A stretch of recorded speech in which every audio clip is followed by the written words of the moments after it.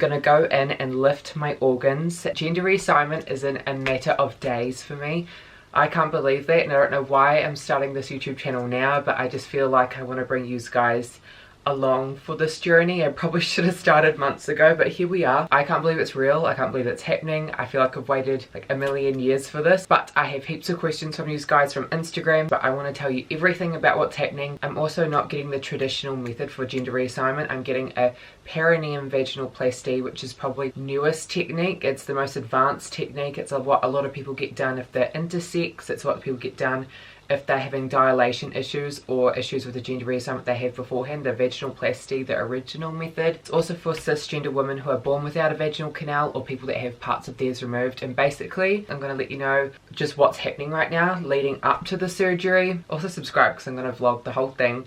This feels so 2015, like having a YouTube channel. It's actually wild. If you guys don't know me already, I'm on TikTok and Instagram. Anyway, I'm going to Dr. Rita Yen in Auckland, New Zealand. I'm from Dunedin, so it's like an hour flight from where I am right now. I've visited her already and had my pre-op appointment. She advises that this method is the best for me, especially people around my age that maybe have tighter skin than people that transition a little bit older. I transitioned medically when I was 17. I probably could have had my hands on it at 16, but that's just another role. It took 2 years for me basically to get onto hormone blockers and estrogen. I've been talking to people up north about what to expect pain wise and just getting everything I need ready for the surgery. So I have a very high pain tolerance. I had a Brazilian butt lift done 2 years ago. I didn't have a super manly figure to begin with, but I just wanted some hips. I had the best experience there. I was shopping on day 3. There was of course pain and a little bit of vomiting from the anesthetic that I went under twice, and the first lot of anesthetic did make me vomit because I was kind of awake, and then the second anesthetic didn't make me vomit. So I'm praying that I don't vomit with this surgery, but it's going to be, I believe, 6 hours long. It's robot assisted vaginoplasty, so there's going to be Rita Yen, my surgeon, working down below. I'm going to have a doctor and a robot cut 6 incisions into my stomach, 3 here and then 3 close to my belly button, and they're going to go in and lift my organs, and they're going to take a portion and flip around the perineum tissue where your organs sit in and make that the end of my vaginal canal. It sounds crazy. I didn't even know what perineum tissue was before this, but it's a lot more stretchy. I'm probably not going to have dilation issues. Dilation, tightness wise, I believe is going to be more around the entrance, the muscle they're cutting to open the vaginal canal. From what I've heard, that is where that is a bit tighter to get into. So I've been doing Kegels, I guess you would call them, because it's my pelvic floor, right? Anyway, I'm pretty sure she called them Kegels. Since I've seen her every day, I have to like, and there's this girl on TikTok that does it too, and she goes and hold and really and hold, and then like hold for 7 seconds. Anyway, I've been doing that just to prepare myself. Didn't even know I could do that. It's a weird feeling, very sensitive. I need to stop frowning. It's so bright in my room right now, and potentially dilate for the rest of my life, but if I have a partner, it's not going to be a problem, if you know what I mean. A lot of people that are against gender reassignment like to compare it to like a piercing, and this form of vaginoplasty is not like that at all. It's not going to heal over or I guess shrink in any means, but the dilation and the douching is really important just to keep everything clean. It was amazing seeing photos of slideshows and people that have had it done with my surgeon, because over time this tissue that gets put, if you are taking any outside tissue getting put in, so some of mine is, over time it becomes pink like the inside of your mouth, and I was blown away by that, and think that's also why the douching is really important, because we've got skin cells on the outside that shed, and they're still going to shed on the inside for quite a while. So by douching, it's just cleaning out that, keeping things clean. I'm a very self-routine person, so I'm not worried about that at all. From what I've heard, a lot of girls like me, the pain is minimal or none at all, which is crazy. I am definitely expecting a lot of tightness and stinginess and soreness maybe in that first week, but then as we go along, expecting the pain to be quite minimal. I've been told that they'll try to keep my pain at around a 2. That's perfectly fine. When I had my BBL and I was leaking fluid, I was out shopping on day 3. I know I can't do that with this surgery. I'm very much got to rest. They said I can walk for 10 minutes more in the second week, walk for 10 minutes, sit for 20. I'm like, well, walking to an Uber, and then out of an Uber into a cafe, I'll sit for half an hour. I'm like, that's perfect, I can work with that. The first week I'm going to have packing in and probably a catheter and drains and that kind of stuff, and by the end of the week is when I think they start to teach me how to dilate, and they probably won't send me home until I get a good handle on that. I was told the other day on a phone call that the outside feels like you have used really cheap toilet paper and wiped really aggressively down there, and it's like that kind of like, ooh, like stinginess. I'm like, well God, I tuck every day and sometimes I get like rope burn from it. So rope burn, I don't even know if that's like the right terms, but I can handle that, so I should be able to handle this. Of course, I don't know how I'm going to be until I'm getting it done, but I'm very high hopes at the moment. I'm just going to take every day as it comes. Right now I'm actually just prepping work so I can just enjoy recovery. I'm going to be in Wellington for 2 weeks, so 1 week in the hospital and then 1 week in accommodation. I will be honest, this version of the surgery is probably double the price of the original vaginoplasty. The perineum one is a lot more involved, so it is very expensive. If you're looking at coming to my surgeon and getting what I've got done, I've heard other people that have been to my surgeon and other places that you're looking around 30 to 40 grand just for the surgery alone. You need to also consider if it's in a private hospital, that can sometimes double the price. Of course, you could consult with Dr. Rita Yen if you were interested in going to her. She does a lot of reconstruction for other people that have had it done overseas. I do know Thailand also offers perineum vaginoplasties. I also remember hearing too, she described the scars that are going to be along the sides of my crotch area. In Thailand, often they do it like this, but because I'm European, I'm like nearly 6 foot, I'm 5'11", you're going to see my scars more visibly by doing that. So she does actually more of a horseshoe shape, so it goes into my crotch just because my hips are a wee bit wider and because I'm a bigger human. Also really happy about that.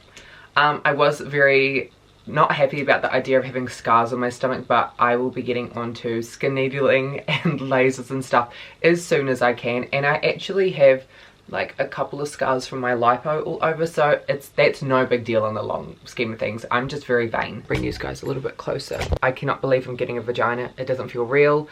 I'm not nervous at all. No nerves around it. If anything, the countdown is what I'm more nervous about. It's the lead up to stuff. But when I had my BBL, I was cool as a cucumber, and I just feel I've wanted this for so long. I know everything could go wrong. I know everything that's gonna happen, what could happen. Anything else that I think about now leading up to the surgery is just hypothetical, and that's not good for my brain. So in some ways, I'm just pretending it's not happening. Let's answer some questions from you guys. I'll do a Q&A after this video, just answering more of your questions about the surgery. Someone says, am I happy? Yes, I'm very happy. I could not think of a better time to get this surgery. I've waited a very long time for it. I've actually also been on the public wait list for almost a decade here in New Zealand, but things have changed a lot. What do you think the hardest part of recovery will be? I think the hardest part of recovery is going to have to be taking things slow. Right down to I can't even sit upright. I have to slouch just because everything that's really healing is internal. So I'm not going to be able to see exactly how things are healing. It will just be down to a feeling and making sure things are clean. I'm nervous for dilation, I won't lie. The idea of shoving something somewhere that doesn't exist yet is wild to me. Are you getting penile inversion, colon one? I'm not sure which is better. I'm actually getting neither one of those. The penile inversion is the original method, which does not work if you don't have a lot of stretchy skin. The colon one can be a little bit smelly, I've heard. The one I'm getting is what people get done after they've had a penile inversion and it doesn't go well. They go to this. So I'm kind of just skipping that step and going right to the best option, but it is probably the most expensive. Where are you getting the procedure done? Wellington. Also, with the type of technique I'm getting, you are limited to how things will look on the outside. The way it's going to look, from what I've heard, is what I want. So I'm happy about that. Did you have a lot of patience in your transition process? Yes, you have to. I started my transition in 2017. I realized I was trans in 2015. I waited far too long before, I think it was over a year before I told people. I told my doctor when I was 15. He told me to wait till I had full legal rights to my body, which was when I was 16, and then it took a whole year before I even got to an endocrinologist after the psychological reports and just the waiting list to get to people. So I've had to have a ridiculous amount of patience with my transition. The surgery I've actually always wanted the most was facial feminization, which I still have not gotten yet, and I do want it one day. I definitely never could have imagined that I would have looked this good without surgery, going by how I used to look even in my early days of my transition. I think patience is a good thing because you start to fall in love and get to know yourself a little bit better and figuring out exactly what you want long term. What I wanted at the beginning of my transition was everything I am now, but like on steroids, like big boobs. I want a huge hip. I think over time I've realized I actually like a lot of how I look and I only want to enhance my features that I have. You got to give yourself time to also figure out what you want, how your body's going to react to the hormones if you are choosing to do hormone replacement therapy. So patience has been my Achilles heel, but also it has just been good because I've discovered myself along the way. Have you always thought about it, or has it grown inside over time? That is a really good question. Gender reassignment was not my number one when I started my transition. It was probably my number two. My number one was facial feminization, and then as time went along I realized my body frame is what was giving me the most gender dysphoria out of everything at the time. A lot of it I could either disguise with makeup or I could tuck away, if you know what I mean. Gender reassignment has always remained my number two. And after I had my BBL, I was like, no, I need this more than ever. I've not allowed myself to date as well. I don't feel comfortable dating with what I have right now. I have a lot of gender dysphoria over my current situation. That I'm getting gender reassignment because I want to date, like that's ridiculous. At the end of the day, it needs to be about you and what you want on your body, and can't stand what I have now. And it's becoming quite a huge hindrance on my life over the past, I would say 4 years. It's just become more like, oh my god, like I cannot wait to get this done. Getting up in the morning and when I look in the mirror seeing exactly what I want and how I feel on the inside, like that is so exciting to me. Does the excitement outweigh the nervousness? I am not nervous at all. I really thought I would have been. I'm just nervous about all the shit I want to get done before I go, which is really soon. More consumed by my work. I think just because I have waited for this for so long, and now that it's here, same with my BBL, I'm like, great, let's put me on the surgery table and do it. I check into the hospital the night before. They give me a big drink to clear me out, if you know what I mean, and I'm not allowed to eat food for the week. I think I'm on a liquid diet, which honestly excited about that. I better come back looking like Bella Hadid going into the surgery room. That I think is when I'll get like a little bit like tight chested. At the moment I feel amazing. I'm just happy it's happening. How long till you can have sex? I actually don't know that question. I heard that you can start experimenting after 3 months, but that could be wrong. I mean, I'm not counting down to being intimate. I will cross that bridge when I come to it, which who knows, that could be like a year, 2 years before I'm ready to do that. It's probably something like 6 months though. Can you shower normally after it or go to the toilet, etc.? I heard some people had stuff fallen out of them. Oh my god, that's crazy. I do know that I'm gonna have to wear like a pad for a hot minute just dealing with, this is kind of gross, but with the perineum and just with everything internal, there's gonna be a little bit of discharge, okay? Gonna be smooth sailing, everything squeaky clean at the beginning because that's just not what surgery is like. So I'm aware of that, and because I'll be cleaning, douching 3 times a day when I have to dilate at the beginning, it will be relatively clean. Instead of a donut shaped thing, because I heard some girls feel like they're gonna fall out, bring just like a memory foam cushion to sit on. So I'm gonna do that. I'm gonna have like a couple of memory foam cushions. If you want gender reassignment, you need to have laser hair removal. I knew leading up to my surgery that got laser hair removal then, that I would save time of waiting before I could have the surgery. Because I know some girls go, have their appointment, and then they go, okay, you need to go do laser hair removal now, and it can take 12 months. Like before hair is completely gone or almost gone. So you really want to get on top of that if you're forecasting that you're going to have gender reassignment. I started mine quite a while ago. Because of that I was able to be like first of the year to get mine done with my surgeon. So very happy I did that. And any hairs that are left on certain tissue down there, if you know what I mean, they can pluck them out before. Do I want to talk about this? I don't know. Yeah, why not? Some of my skin is getting removed from my body and then put back on. That's called dead skin. That she will be probably removing any leftover follicles from that. But it's going to be connected to some skin that's not removed, and then the other end's the perineum. So it's got a blood supply from both ends, so that should keep it alive. Hopefully. There's just so many messages from you guys wishing me luck, which is so sweet. I'm going to start skin needling even down there as soon as I can, so I'll definitely be asking the surgeon when I can do that, just for those scars that go along the side. Are you afraid of losing sensitivity?